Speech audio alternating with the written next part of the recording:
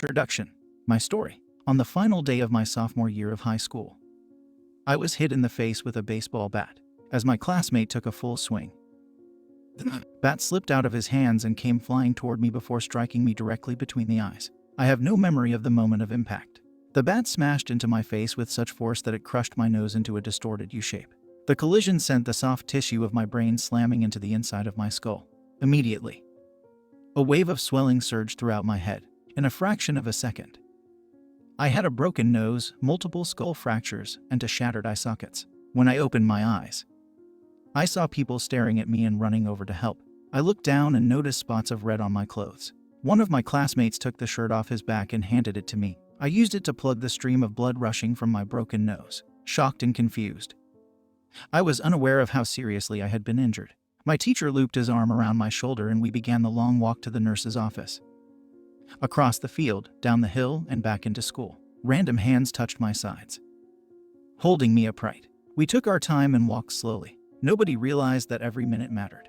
When we arrived at the nurse's office, she asked me a series of questions. "What year is it?" 1998. I answered. It was actually 2002. "Who is the President of the United States?" "Bill Clinton," I said. The correct answer was George W. Bush. "What is your mom's name?" I stalled. 10 seconds passed. "Patty?" I said casually, ignoring the fact that it had taken me 10 seconds to remember my own mother's name.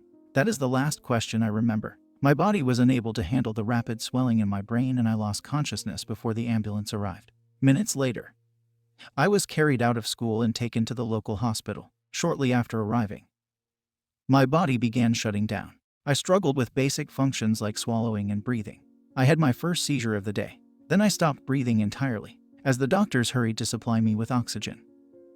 They also decided the local hospital was unequipped to handle the situation and ordered a helicopter to fly me to a larger hospital in Cincinnati. I was rolled out of the emergency room doors and toward the helipad across the street.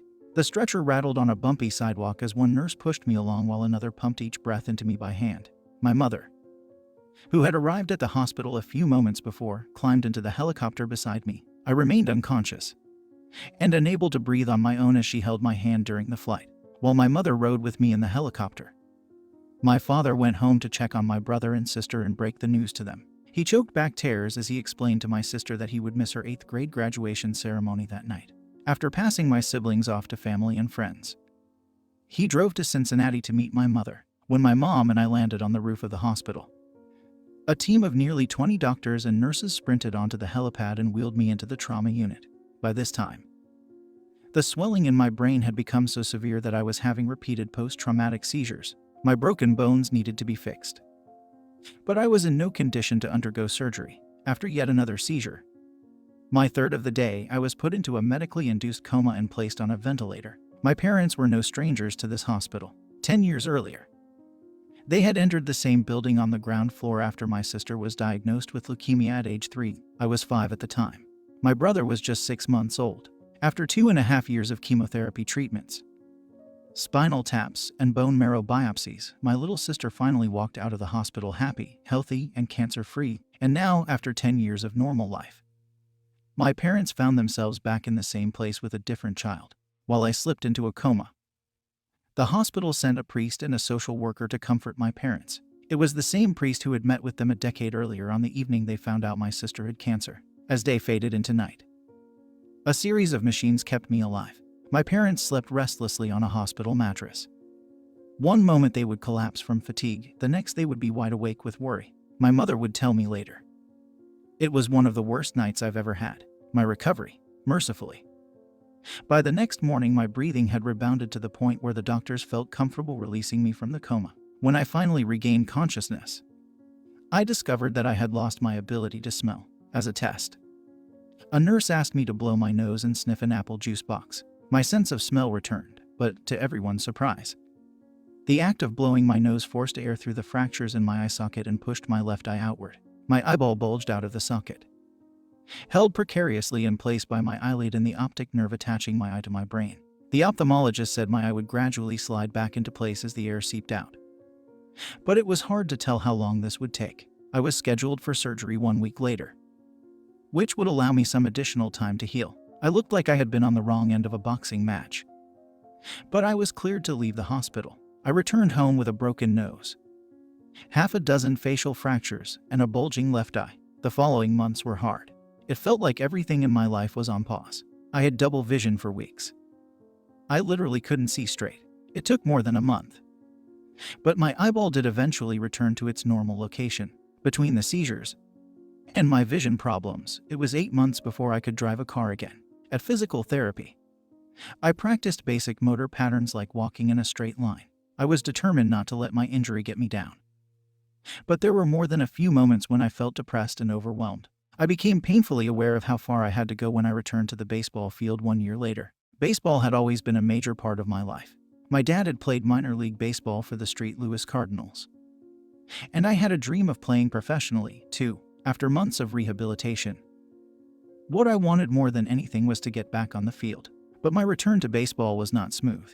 When the season rolled around, I was the only junior to be cut from the varsity baseball team. I was sent down to play with the sophomores on junior varsity. I had been playing since age 4.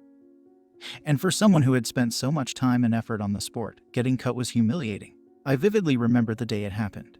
I sat in my car and cried as I flipped through the radio, desperately searching for a song that would make me feel better. After a year of self-doubt, I managed to make the varsity team as a senior, but I rarely made it on the field. In total, I played 11 innings of high school varsity baseball, barely more than a single game. Despite my lackluster high school career, I still believed I could become a great player, and I knew that if things were going to improve, I was the one responsible for making it happen. The turning point came 2 years after my injury. When I began college at Denison University, it was a new beginning. And it was the place where I would discover the surprising power of small habits for the first time. How I learned about habits. Attending Denison was one of the best decisions of my life.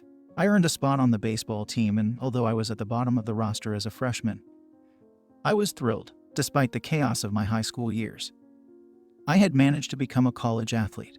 I wasn't going to be starting on the baseball team anytime soon. So I focused on getting my life in order, while my peers stayed up late and played video games. I built good sleep habits and went to bed early each night. In the messy world of a college dorm, I made a point to keep my room neat and tidy. These improvements were minor, but they gave me a sense of control over my life. I started to feel confident again, and this growing belief in myself rippled into the classroom as I improved my study habits and managed to earn straight A's during my first year. A habit is a routine or behavior that is performed regularly and, in many cases, automatically. As each semester passed, I accumulated small but consistent habits that ultimately led to results that were unimaginable to me when I started. For example, for the first time in my life, I made it a habit to lift weights multiple times per week, and in the years that followed, my 6'4" frame bulked up from a featherweight 170 to a lean 100 pounds. When my sophomore season arrived, I earned a starting role on the pitching staff. By my junior year, I was voted team captain, and at the end of the season, I was selected for the all-conference team. But it was not until my senior season that my sleep habits, study habits, and strength training habits really began to pay off. 6 years after I had been hit in the face with a baseball bat, flown to the hospital, and placed into a coma, I was selected as the top male athlete at Denison University and named to the ESPN Academic All-America team, an honor given to just 33 players across the country. By the time I graduated, I was listed in the school record books in 8 different categories. That same year, I was awarded the university's highest academic honor, the President's Medal. I hope you'll forgive me if this sounds boastful. To be honest, there was nothing legendary or historic about my athletic career. I never ended up playing professionally. However, looking back on those years, I believe I accomplished something just as rare. I fulfilled my potential. And I believe the concepts in this book can help you fulfill your potential as well. We all face challenges in life. This injury was one of mine. And the experience taught me a critical lesson: changes that seem small and unimportant at first will compound into remarkable results if you're willing to stick with them for years. We all deal with setbacks, but in the long run, the quality of our lives often depends on the quality of our habits.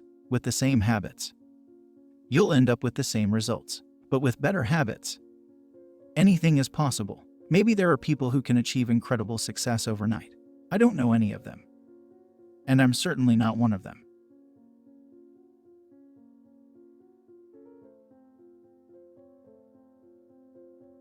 It was a gradual evolution.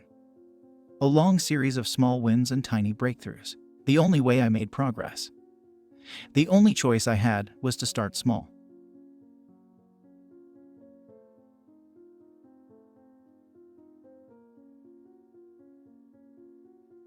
How and why I wrote this book. For years, I had been keeping notes about my personal experiments with habits, and I was finally ready to share some of them publicly. I began by publishing a new article every Monday and Thursday within a few months.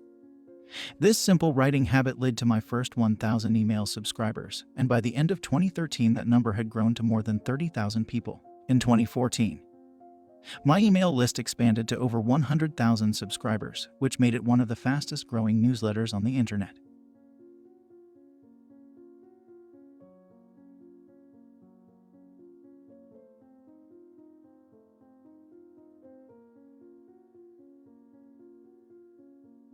I had never considered myself a master of the topic, but rather someone who was experimenting alongside my readers. In 2015, I reached 100,000 email subscribers and signed a book deal with Penguin Random House to begin writing the book you are reading now. As my audience grew, so did my business opportunities. I was increasingly asked to speak at top companies about the science of habit formation, behavior change, and continuous improvement.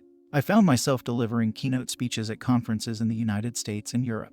In 2016, my articles began to appear regularly in major publications like Time, Entrepreneur, and Forbes. Incredibly, my writing was read by over 8 million people that year. Coaches in the NFL, NBA, and MLB began reading my work and sharing it with their teams. At the start of 2017, I launched the Habits Academy, which became the premier training platform for organizations and individuals interested in building better habits in life and work. Fortune 500 companies and growing startups began to enroll their leaders and train their staff.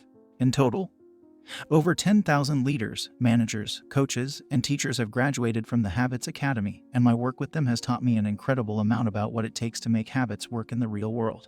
As I put the finishing touches on this book in 2018, JamesClear.com is receiving millions of visitors per month, and nearly 500,000 people subscribe to my weekly email newsletter, a number that is so far beyond my expectations when I began that I'm not even sure what to think of it. How this book will benefit you. The entrepreneur and investor Naval Ravikant has said, to write a great book, you must first become the book. I originally learned about the ideas mentioned here because I had to live them. I had to rely on small habits to rebound from my injury, to get stronger in the gym, to perform at a high level on the field, to become a writer, to build a successful business, and simply to develop into a responsible adult. Small habits helped me fulfill my potential. And since you picked up this book, I'm guessing you'd like to fulfill yours as well. In the pages that follow, I will share a step-by-step plan for building better habits, not for days or weeks, but for a lifetime. While science supports